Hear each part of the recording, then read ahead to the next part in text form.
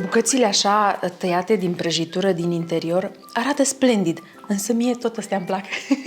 Vă salut cu mare drag și mă bucur să ne revedem. Eu sunt Abi și ca de fiecare dată vă invit la mine în bucătărie într-o nouă poveste culinară. Vreau să vă prezint astăzi o rețetă veche cu multă istorie și amintiri faine din copilărie. Este o rețetă care în trecut era tare populară pe la nunți, mese festive, iar pentru mine personal era cea mai dorită și așteptată. De aceea, mama ne-o pregătea destul de des. În caz că mulți ați uitat această rețetă, astăzi o scot din cufărul cu rețete moștenite de la mama mea.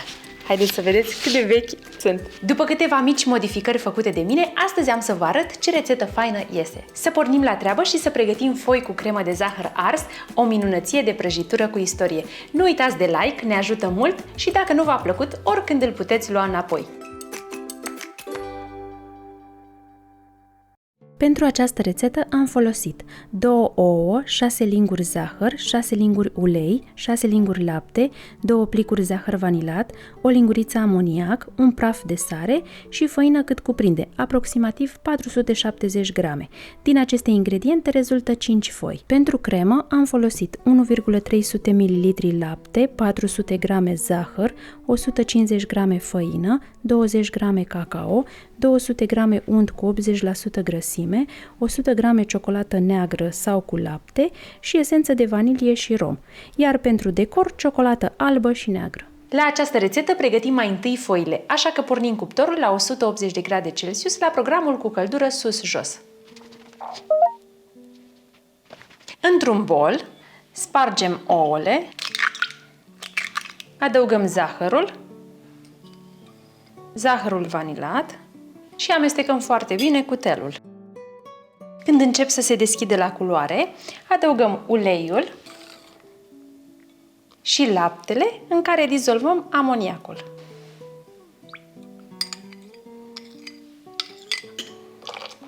Amestecăm din nou foarte bine cu telul și continuăm cu făina, pe care o adăugăm în câteva tranșe. Tot acum cu făina adăugăm și praful de sare. Când compoziția se îngroașă, lăsăm telul deoparte și continuăm cu lingura. Lăsăm lingura deoparte și continuăm cu mâna. Frământăm cu mâna până când obținem un aluat cu o consistență potrivită. Am obținut un aluat care nu se lipește de mâini. Îl împărțim în 5 părți egale, aproximativ 160 de grame fiecare parte. Și întindem fiecare parte cu sucitorul. Ca să nu se usuce, le păstrăm sub prosop. Presărăm foarte bine făina pe blatul de lucru și întindem cu grijă cu sucitorul. Transferăm cu grijă pe spatele unei tăvi pe care am pus hârtie de copt. Tava mea are 41 pe 32 de centimetri.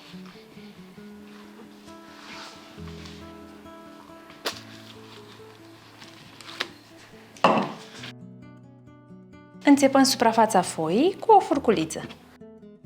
O înțepăm ca să nu crească la copt, să nu facă bășicuțele acelea. Eu nu tai marginile acestea neregulate, o las exact așa.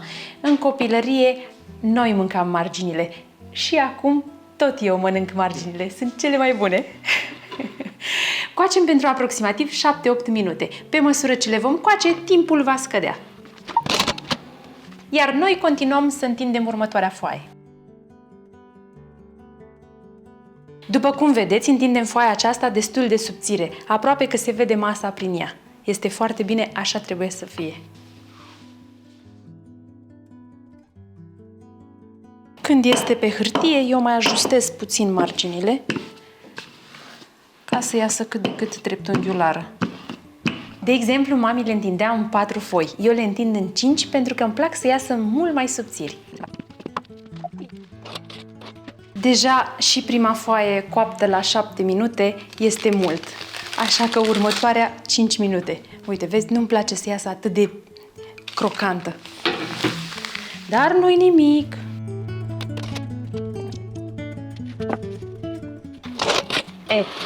Așa da. Deci următoarea a fost la 5 minute. E foarte bine.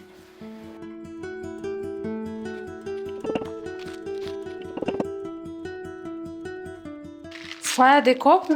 Foaia de cop nu arunc, o păstrez. Pentru că este foarte curată. Gata și ultima foaie. Cât timp foile se răcesc, ne ocupăm de cremă. Pentru cremă avem nevoie de o cratiță cu fundul gros, care nu lipește. Într-o sită punem făina, cacao și le cernem foarte bine. Trebuia să le cern direct în bolul acesta, dar nu-i nimic. Pun în alt bol pentru că nu-mi încape să amestec aici, fiind foarte mic. Iar peste făină adăugăm puțin câte puțin laptele. Amestecăm foarte bine cu telul ca să nu se facă cuculoașe. Gata, am omogenizat foarte bine această compoziție pe care o lăsăm deoparte. În crăticioară punem zahărul, luăm untul, laptele și cratița și mergem la foc. Iar acum trebuie să avem răbdarea sfinților. Topim zahărul la foc foarte, foarte mic. Îl lăsăm pe foc până se topește complet. Când zahărul începe să se topească, amestecăm cu lingura ca să nu se ardă. Când zahărul s-a topit complet, adăugăm untul cu mare grijă și lăsăm pe foc până se formează o cremă.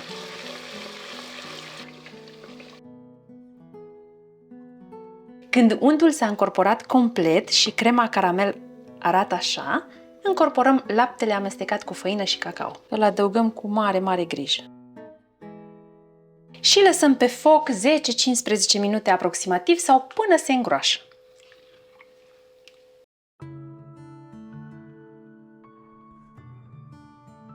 Luăm de pe foc când a ajuns la consistența aceasta. Eu am ținut-o 20 de minute. Am amestecat constant în ea și am avut focul la mic, la treapta 5 din 9. Tot secretul este multă răbdare, să nu dăm focul prea tare. Ok, luăm de pe foc și adăugăm ciocolata și esențele. Amestecăm cu lingura până se topește ciocolata. Ce consistență faină are! Îți place cum arată? Înainte de a umple prăjitura, lăsăm crema la răcit pentru 10-15 minute. Aceasta este consistența finală. Într-o tavă suficient de mare, punem prima foaie, peste care adăugăm crema caldă. Și întindem pe toată suprafața. Punem altă foaie și procedăm la fel până terminăm foile și crema. Apăsăm cu grijă. Chiar dacă se mai rup foile, pentru că sunt tari, nu este nicio problemă. La final, mama orna cu nucă de cocos, însă eu astăzi ornesc cu ciocolată albă și neagră. Ia uite ce frumos arată!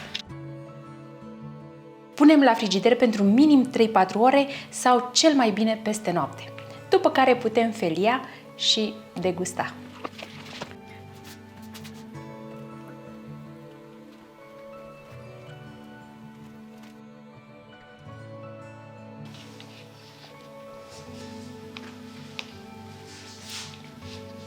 Dacă v-am zis că și colțurile arată bine.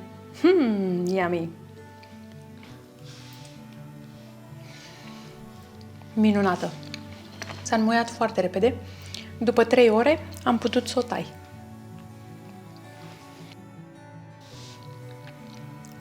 Foarte frumoase straturile. Au ieșit super straturile. Se vede foarte, foarte frumos. Marginile sunt acum puțin crocante, pentru că n-a stat foarte mult la frigider, dar sunt super, super. Uite, și acum o felie așa adevărată.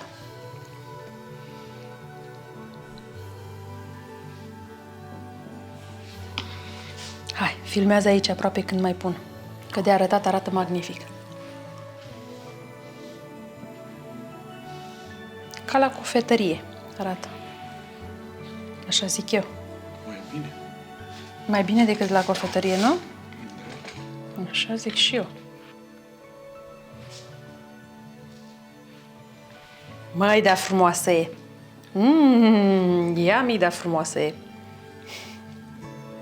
Laudă-mă gură că-ți dau prăjitură. Așa, așa. Facem bine. E atât de bună. Deci, mănânc și dacă închid ochii, sunt acasă la mami, în bucătăria ei în care miroase atât de bine a ceva bun mereu și mereu. A ieșit splendid, așa cum îmi doream. Foi fragede, crema super aromată, fai, o nebunie de prăjitură. Bucățile așa tăiate din prăjitură din interior arată splendid, însă mie tot astea îmi plac. Marginile, preferatele mele la prăjitură. Nu știu de ce sunt atât de bune marginile. Oare de ce? Rămân mai crocante un pic. Rămân foarte puțin crocante la exterior, dar foarte puțin, că și ele se înmoaie. Dragii mei, sper să vă placă această prăjitură și să vă umple inimile de bucurie și mesele de sărbătoare cu ceva minunat. Nu-i așa că a fost frumoasă această istorie? Eu zic că merită să încercați aceste foi cu cremă de zahăr ars. Sigur vă vor câștiga. Dacă v-a plăcut rețeta noastră de astăzi și ne-ați urmărit până la sfârșit, sper că nu v-ați luat like-ul înapoi, iar noi vă mulțumim. Verificați să aveți clopoțelul pentru notificare activat, apoi distribuiți acest video prietenilor voștri. De asemenea, vă mulțumim foarte mult pentru comentariile voastre și pentru susținere.